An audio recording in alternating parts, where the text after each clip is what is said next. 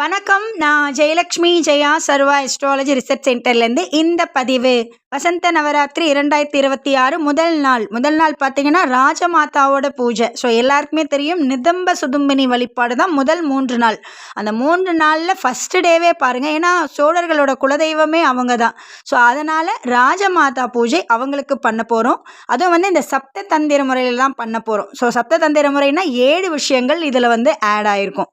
So first விஷயம் என்ன சக்கரம் இந்த ராஜமாதா பூஜையில் நமக்கு கனெக்ட் ஆகிருக்கு அப்படின்னு பார்த்தீங்கன்னா மூலாதார சக்கரம். ஸோ ஒன்றும் கிடையாது, நான் சொல்லக்கூடிய ஸ்லோகங்களை முதுகுத்தண்டு நேராக வச்சுக்கிட்டு மினிமம் 27 முறை பிரயோகம் பண்ணுங்க. அப்படி என்னால் முடியும் அப்படிங்கிறவங்க 108 முறை இல்லைன்னா 1008 முறை இந்த பிரயோகம் பண்ணணும். பட் மினிமம் 27 கம்பல்சரி பண்ணணும். நல்ல ஒரு விரிப்பு போட்டு உட்காந்துக்குங்க. ஒரு மேபி நீங்கள் என்ன கிளாத் வச்சுருக்கீங்களோ எனி கலர், அது ஒன்றும் இஷ்யூஸ் இல்லை. ஸோ ஏதாவது ஒரு கிளாத்தில் மேலே உட்காந்து அதுக்கப்புறம் நீங்கள் ஸ்லோகம் சொல்லும்போது தான் அந்த மூலாதார சக்கரம் ஆக்டிவேஷன் ஆகும். ஸோ மூலாதார சக்கரம் ஆக்டிவேஷன் ஆகும்போது ராஜமாதா பூஜை பண்ணதுடைய பலன் உங்களுக்கு 100% கிடைக்கும், முழுமையாக கிடைக்கும். சரிங்களா? தயவுசெய்து வெறும் தரையில் யாரும் பூஜை பண்ணாதீங்க. முக்கியமான ஒரு இன்ஸ்ட்ரக்ஷன், மேடம் எனக்கு இந்த பூஜை 9 நாள் பண்ணும்போது நடுவில் எனக்கு பீரியட்ஸ் வந்துடும் அப்படின்னு யாராவது நினச்சிங்கன்னா, பீரியட்ஸ்க்கும் இதுக்கும் சம்மந்தம் இல்லை.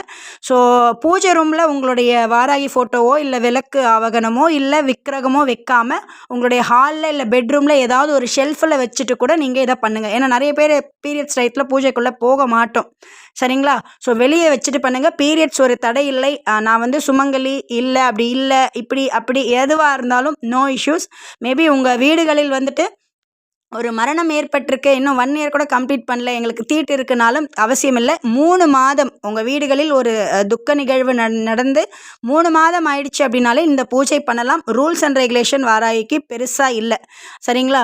ஸோ எல்லா பெண்களுமே பண்ணலாம். எந்த கைம்பெண்ணும் பண்ணலாம், சுமங்கலியும் பண்ணலாம், கன்னி பெண்களும் பண்ணலாம், எல்லாரும் பண்ணலாம். எனக்கு தெரியும் மேடம், இந்த ஒரு 3 டேஸ்க்குள்ளே பீரியட்ஸ் வரும்னா தயவுசெய்து வெளியே அரேஞ்ச் பண்ணிவிடுங்க.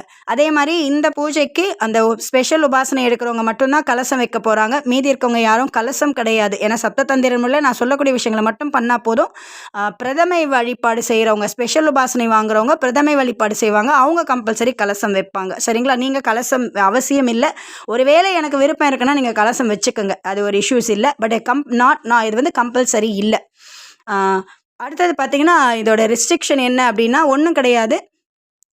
நான்வெஜ் இந்த 9 நாள் தயவுசெய்து அவாய்ட் பண்ணிவிடுங்க. நான்வெஜ் வீட்டிலேயே சமைக்க வேண்டாம். அது முக்கியமான விஷயம். ஏன்னா இந்த பூஜையெல்லாம் கொஞ்சம் சக்கராவோட ஆக்டிவேட் ஆகிறதால வேண்டாம்.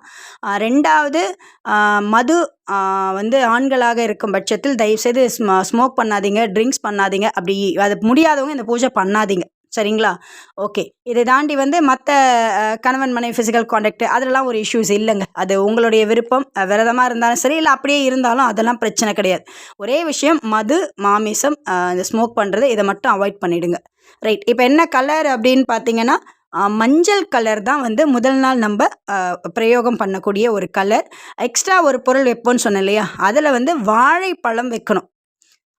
அடுத்தது பார்த்தீங்கன்னா தீபம் என்ன ஏற்ற போகிறோம் அப்படின்னா, நல்லெண்ணெய் போட்டு தீபம் ஏற்றுங்க. முடிஞ்ச அளவுக்கு இந்த 9 நாளுக்கும் 5 விளக்கு வாங்கிக்கோங்க. ஏன்னா நிதம்ப சுதும்பினிக்காக ஒரு விளக்கு, அடுத்தது 2வது வாராயிக்காக ஒரு விளக்கு, அப்புறம் அடுத்தடுத்த தெய்வங்களுக்காக, காளிக்காக, செல்லியம்மனுக்காக, சாமுண்டிக்காக ஒரு 5 விதமான விளக்குகளை நம்ம ஆட் ஆகிட்டே வரும்.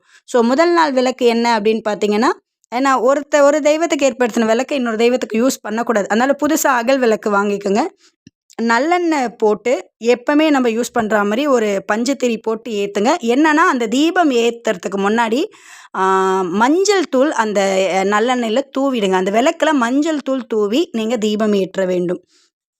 அடுத்தது பார்த்திங்கன்னா வெள்ளை கலர் வாசனையாக இருக்கக்கூடிய, ஏன்னா ராஜமாதா இல்லையா, ஸோ வாசனையாக இருக்கக்கூடிய ஒரு பூவை வாங்கி இந்த ஸ்லோகம் சொல்லும்போது அர்ச்சனை பண்ணுங்கள். அது ஒரு பெரிய பாசிட்டிவாக இருக்கும். என்னென்னா அந்த தனிப்பட்ட முறையில் அர்ச்சனைக்கு இந்த ஸ்லோகத்தை உபயோகப்படுத்தலாம். நான் சொல்லக்கூடிய ஸ்லோகத்தை தனியாகவுமே மூலாதார சக்கர ஆக்டிவேஷனுக்காக 27 முறை கண்ணை மூடி நீங்கள் இந்த ஸ்லோகத்தை சொல்லுங்கள். அதுவுமே உங்களுக்கு ஒரு பாசிட்டிவ் கொடுத்துரும்.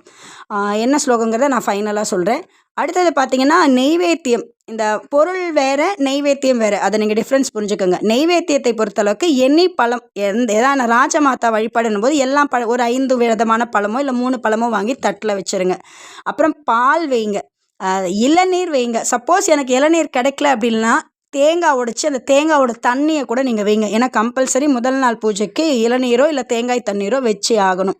அடுத்தது பார்த்திங்கன்னா ஊற வைத்த பாதாம், இது கம்பல்சரி கிடையாது. உங்ககிட்ட பாதாம் இருந்ததுன்னா ஊற வச்சு வைங்க. இல்லைன்னா நைட்டு இந்த ஈவினிங் பூஜை தான் எல்லா பூஜையுமே ஆஃப்டர் 6 o'clock மேலே தான். என்ன கேட்டிங்கன்னா இரவு 10 மணிலேருந்து 1 மணி வரைக்கும் பூஜை ரொம்ப பெரிய ஸ்பெஷல். ஸோ அது உங்களுடைய விருப்பம், சரிங்களா? அடுத்தது சாப்பாடை பொறுத்தளவுக்கு இனிப்பு சாதம், அதாவது இனிப்பு சாதம்ங்கிறது அது கல்கண்டு சாதமாக இருக்கலாம், சக்கரை பொங்கலாக இருக்கலாம், கேசரியாக இருக்கலாம். ஸோ ஒரு ராஜமாதா பூஜைங்கிறதால கொஞ்சம் இனிப்பான ஃபுட்டு முதல் நாள் வச்சுருங்க. ஓகே, இப்போ நான் உங்களுக்கு ஸ்லோகம் சொல்லித்தரேன். ஓம் ஸ்ரீம் வாராகி தேவியை நம. ஓம் ஸ்ரீம் வாராகி தேவியை நம. ஓம் ஸ்ரீம் வாராகி தேவியை நம. ஓம் ஸ்ரீம் வாராகி தேவியை நம. ஓம் ஸ்ரீம் வாராகி தேவியை நம. இந்த ஸ்லோகத்தில் நான் கமெண்ட்டில் உங்களுக்கு டெக்ஸ்ட் பண்ணுறேன். உங்களுக்கு இந்த வீடியோ பிடிச்சிருந்தா லைக் பண்ணுங்கள், ஷேர் பண்ணுங்கள், மறக்காமல் நம்ம சேனலை சப்ஸ்கிரைப் பண்ணுங்கள். வாராகி யாகத்திற்காகவும் ஜோதிட ஆலோசனைக்காகவும் நீங்கள் எங்களை தொடர்பு கொள்ளலாம். ஜெயலக்ஷ்மி ஜெயா சர்வா அஸ்ட்ராலஜி ரிசர்ச் சென்டர் 9710484640.